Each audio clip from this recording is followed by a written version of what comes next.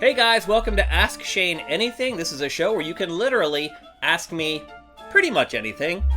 This show is supported by those who pledge at $7 or more per month at patreon.com/sifted. We thank you guys very much. Everybody gets to watch the show, but only those who pledge at that tier or higher get to ask questions. If you want to get involved, bump up that pledge. Let's get going. Hi-ya! Our first question today comes from Joaquim Dragoon. With recent Marvel games based on popular IP failing to make a profit like Guardians of the Galaxy and Midnight Suns, will developers start passing on making Marvel games in the future? I guess the first thing I would say is that I don't think it's just Marvel video games that are starting to see some softness in the market. I also think the MCU is starting to get a little weak. Now, I know Matt will argue with me about this till the cows come home, but this is Ask Shane Anything. And I would say that I am starting to see weakness in the Marvel IP in general. And let's be honest, it's hard to believe it hasn't arrived before now, because we have just been inundated with Marvel superheroes for basically the last 15 or 20 years.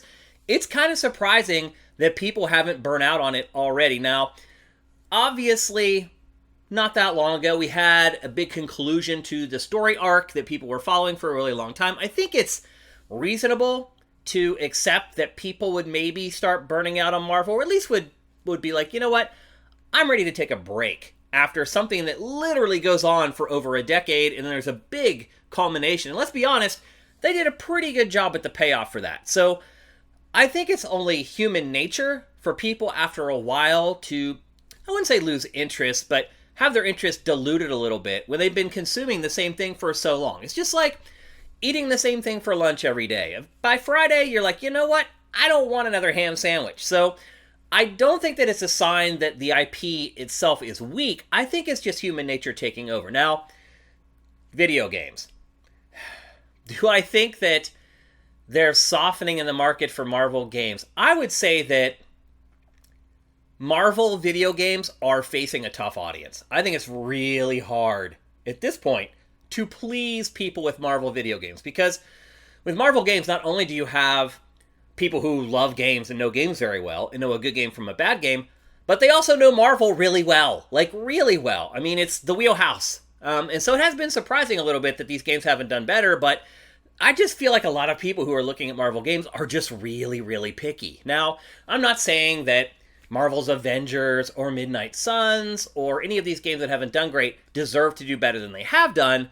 What I'm saying is that I think generally the bar for licensed content in general has just gone up drastically. And I think it's because of the great job that has been done with the Marvel films. And I think that that has been extrapolated out onto video games and other forms of media. So, do I think there's some weakness in Marvel? Yes, I do. Do I think publishers or developers are going to shy away from making Marvel games? No. I think what's going to happen is you're going to see better studios working on Marvel products. I mean, obviously, the gold standard here is Insomniac. It's done a great job handling the Spider-Man license. Now it's working on Wolverine as well. I fully expect that Wolverine game to be amazing. So I don't think that developers and publishers are going to shy away. I do think that some of the smaller guys or projects that maybe aren't aimed to sell 10 to 15 million units, I think you might see maybe a lessening of those, but then you have the whole mobile side where you can get away with making kind of, I wouldn't say janky games, but more simple games. So do I see studios turning it down? No. I'd much rather make a game on an existing Marvel IP than try to create a new IP that might or may not be successful. And I think most development studios would agree with that as well. They'd even rather have games based on sort of negligible Marvel heroes than having to start something on their own. Now, to be fair, some studios may err on the side of creating their own IP because they want to be able to control the IP. But I think if a studio is looking to make a buck and be fiscally responsible, I think they'd be pretty stupid to turn down Marvel IP. So I do see a softening overall in the sentiment towards Marvel right now. It's cyclical, and I think it will come back around and people will love Marvel again once the films start doing a little better. But I don't think it's going to affect video games all that much, though I don't think you're going to see more games like Marvel's Midnight Suns. And I would also say that I don't think you're going to see big AAA games based upon smaller Marvel IP. Guardians of the Galaxy, for example, I know you may be like, Shane, you're crazy. The films were huge and people love Guardians of the Galaxy. It still pales in comparison to some of the other Marvel properties. It just does, compared to X-Men and Spider-Man and on and on and on. It is still way low down the ladder. So I don't see publishers making big bets on Marvel games that are based on some of Marvel's lower rung IP. I just don't see it happening going forward. Our next question comes from The Sandman. Hi Shane, if the upcoming Super Mario Bros. Film is a success, what other Nintendo IP would you like to see on the big screen? Do you think Nintendo will open the floodgates and try to release as many as it can? Okay, this is kind of related to the prior question, which is why I kind of put them together.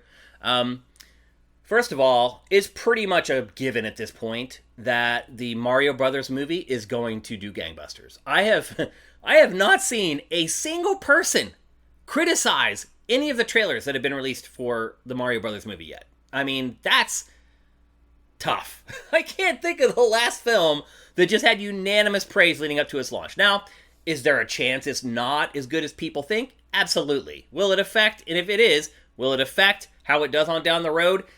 It could, but I think it's going to have an amazing opening weekend, probably an amazing opening week, and then, like always, the film's quality will determine whether it actually has legs and it stays in theaters long beyond that. And I am leaning towards the idea that it probably will. So, for starters, I think the Super Mario Bros. Movie is going to do very well. So, on to the next part of your question. Will that spur Nintendo into doing more movies? Absolutely. Nintendo did not create this new arm of its business to create one movie and be done with it. So, one thing you can expect is going to be, my guess, endless sequels of the Super Mario Brothers movie. I just think there's going to be part 5. By the time I die, we'll probably be at part 10. So I think that's going to happen. As far as other Nintendo IP, I will say, I think everyone would just immediately point to Zelda. Oh, Zelda's going to be the next one. And it probably will be, but I don't think Zelda has the pull or the allure of Super Mario Brothers. It just doesn't. Zelda is Nintendo's IP for the core, and Mario is Nintendo's IP for the casuals. And so I think they were smart, or it was smart, in choosing Mario Brothers first before Zelda. If it does branch out, which I think it probably will, the problem there, though, is that once Nintendo does that, if it wants to keep the Mario Brothers movies going, it's going to have to find a new partner other than Illumination. Unless Illumination can juggle like 3 films at once, which I highly doubt. So Nintendo would have to look for probably new partners if it wants to have 2 movie franchises going at once. That could be tough. Illumination is the perfect studio right now that Nintendo's working with. It might be hard to find another. So that could affect the quality of it overall. But I'll say this, Nintendo historically has been really smart about how to sort of meter out its IP. And in fact, up until the last 10 years, Nintendo hardly did anything with its IP. That's why you saw so much bootleg stuff out in stores or on the streets. If you're in New York City and you're street vendors, lots of illegal Nintendo stuff out there. Nintendo has loosened the reins a little bit and has been willing to work more with outside partners on its IP. So, yes, I think Nintendo could branch out and have 2 films going at once, but again, we'll have to find a new partner. Do I think a Zelda film will be as popular as a Super Mario Brothers film? No, I do not. And I think for a Zelda film, the film itself will have to be amazing, and I would predict that the opening weekend of it does not do as well as a Mario Brothers film, but if it's really good, it has the opportunity to have more legs maybe than a Super Mario film. So, yes, I absolutely do see Nintendo branching out and doing a lot more films, and it does hurt my soul knowing that Miyamoto probably will helm all that stuff, and that he's probably never coming back to game development ever again. Our next question comes from Neo JD. With The Last of Us kicking ass, and the Mario movie looking to be solid as well, do you think we're finally about to hit the golden age of video game adaptations? Or is the idea of a Twisted Metal project just too silly to succeed? Again, yet another question is kind of related to the first 2. This one's a little more general, and it's really just asking about video game adaptations in general. And I would just say this. It's pretty amazing to see the bar raised so drastically. Out of nowhere, it seems like. Because, let's be honest, movie studios, movie producers have been trying to create movies about video games for forever. It was a running joke for years and years. I think one of the first examples of gaming IP used for a film that I was skeptical of when I heard about it that ended up being, I wouldn't say good, but ended up being passable was Rampage. And Rampage, if you think about it, is not that crazy of an idea for a film. Giant monsters destroying buildings. It's like a spin-off of King Kong. It's not that far-fetched. So, but to me, when I watched that movie, I was like, how in the heck are they going to make a viable film out of this? And then I watched it and I was like, it's not very good, but they did manage to make this IP kind of work for a film. And so that has kind of changed my perspective a lot on what can or cannot be done with video game IP in theaters. So in TV as well. I mean, you start talking about shows like The Witcher, which transcended the people who liked the game, and my just general friends really enjoyed The Witcher on Netflix. So it truly is the golden age of film and TV based upon video games. But it can get better. That's the crazy part. I think it can get a lot better. Now, Detective Pikachu, another example of a film based on a game that people are like, Detective Pikachu, nobody cares about that IP even. Well, they still managed to make it into a decent movie. So will things like, you said Twisted Metal, I think Twisted Metal could be a good TV show or a good film, but there's other ones that don't make as much sense, like Tetris. How do you make a good film out of Tetris? I don't know. So I'm still skeptical that there's some gaming IP that will not work well in either film or TV form. I think a lot of stuff that you've seen, and for years, from the Resident Evil franchise, a lot of animated stuff, CG stuff, which has been terrible. The live action stuff for Resident Evil hasn't been much better. It's been a long, long slog to get here, but I really think what's happening is, back in the day, movie studios looked to video games when they needed to fill a hole in the schedule. They were like, we have other ideas, but we can cash in on the gamers for 1/4 of this year. That's cool.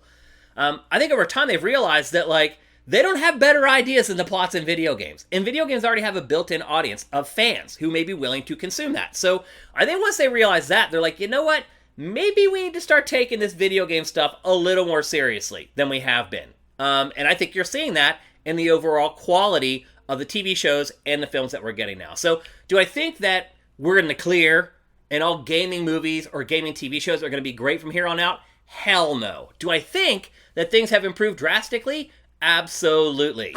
Our next question today comes from Zet Saber. Did you enjoy the Super Bowl? Did you stay home or visit someone for the game? That's a complicated question. So, as you know, I'm a Steelers fan, and obviously the Steelers were not in the Super Bowl. So, do I really enjoy any Super Bowl that the Steelers aren't playing in? Not to the fullest, but I can still enjoy the social aspects of going to a Super Bowl party and watching the Super Bowl with other people. And it's just fun to bounce your ideas about football or whatever off other people while you're in that kind of gathering. This year's Super Bowl, again, I'm from Philly, but I'm not an Eagles fan. But pretty much all my friends are. All my really close friends are Eagles fans and Flyers fans and Phillies fans. And I'm actually a 76ers fan because Pittsburgh doesn't have an NBA team. But otherwise, we all root for different teams. But one of my very best friends lives here in LA. I've talked about him before. He's a DJ agent, one of the biggest in the world. And he lives in basically a mansion. I mean, I'm not going to sugarcoat it. I'll put up a couple photos here of the Super Bowl party that I went to. It was a great time. And again, I wasn't an Eagles fan. Everybody there basically was an Eagles fan. And if you remember, the Eagles lost. So one thing I'll say about Philly fans is that they are gloom and doom. At the slightest hint of something going wrong, it's over. Like, I can't even tell you how many times during that game, the Eagles fans around me were like, that's it, it's over, you have no chance. And I have to be like, what are you talking about? There's a whole half to go. There's a whole fourth quarter to go. The game was close until the very end. But they were constantly just saying that they were going to lose. I don't know if they're trying to, like, use some reverse psychology juju or whatever, but it was funny. I was like, you guys are the worst. You guys just count on your team losing. It's worked for them once before. They did win a Super Bowl not all that long ago. So I guess maybe I can't begrudge them for it. But to answer your question, yes, I enjoyed the Super Bowl. Not because my team was in it, because I got to be around cool people and have a good time. And I went over to a friend's house who was an Eagles fan. And I'll say this, because they had just won a couple years ago, they weren't all that bummed out when they didn't win the game. All right, our last question for this episode comes from Van Halen 619. What's your prediction for the state of video games in 20 years? What about 100 years? Okay, so this is where I say, as I say fairly often, if I knew the answer to that, I'd be filthy rich. Well, actually, I probably wouldn't be filthy rich now. I would eventually be filthy rich in like 10 or 15 years or something. But anyway, exercises like this, I think, are fun. So I will oblige. 20 years from now, let's see. 20 years from now, I foresee that genres will be harder to find. I think everything at that point will have bled together until there's almost just like one genre. And then I think games that focus on a single genre, they're like, we're going to be a turn-based RPG and that's it. I think those games will be anomalies and they'll be a novelty. It'll be a selling point. The developers will be like, we're the last true turn-based RPG. All these other guys are putting all this other stuff in their RPGs, but we're not. We're a JRPG, or whatever genre that they're making the game for. I think that will be kind of how everything is. Like, everything will just have every little element. It's already kind of getting there, let's be honest. Some of these games I'm playing now, they literally have almost every element of, at least a small element of every genre in them. So I think we're already headed on that path. Also in 20 years, there won't be consoles. I know Patrick's been talking about this for 10 years or whatever, and it hasn't happened yet. I do think there'll be another PlayStation. I do think there'll be another Xbox. Obviously, there's going to be another Nintendo console. Patrick seems to think the next gen will be the last one. I do not. I think there will be 2 more generations after this one, and then consoles will be gone. And I would imagine 20 years from now, that's enough time to finish this cycle, finish 2 more cycles, and then see what the future is. 100 years from now. Oh my gosh, man. That's so hard to project. But I guess what I would say is, having spent some time with PlayStation VR 2 over the last couple weeks here, and seeing how controls can work almost involuntarily. So what I'm talking about here specifically is eye tracking, and being able to follow the player's eyes and know where they're looking. And I think games 100 years from now, there's not going to be any controllers. You're going to be controlling everything with like your mind or your body rhythms. They're going to find some crazy way to control games. I mean, let's be honest, in 100 years, we're probably going to have some kind of weird neural implants that do most of the stuff for us and like put some weird screen in front of our eyes when we don't need glasses. Like, who knows? Think back 100 years from right now. So go back to 1923 and think about what life was like then and what it's like now. In 100 years, I can't even fathom what's going to be happening. Video games may not even exist in 100 years. They'll just be like something better than the holodeck will be around. Like, you won't even have to like move. Like, you'll go to sleep and you'll play video games in your sleep. Like, there's just going to be something so profoundly different that I think people even struggle to call them video games at that point. So I think, trying to project out 100 years is fun, but it's also kind of foolish. All right, that's it for Ask Shane Anything. Here I am sitting in front of like some of my records. This is probably, I don't know, a quarter of the vinyl that I have. All house records, by the way. It's funny. Like, you see all these records here. I could pull any of them out. You have no idea. You've never seen Lowdown Music. You've never seen that label before. You've never heard of the artist. All these records are like that. But I do have something here in my record case that you will know. And here, that's what this is right here. This is something else. Here is a promotional record that was given out for Metal Gear Solid 3. Now, it's actually not even a record. It's a fake record. If you look inside, that opens up, and it gives you, like, all this art.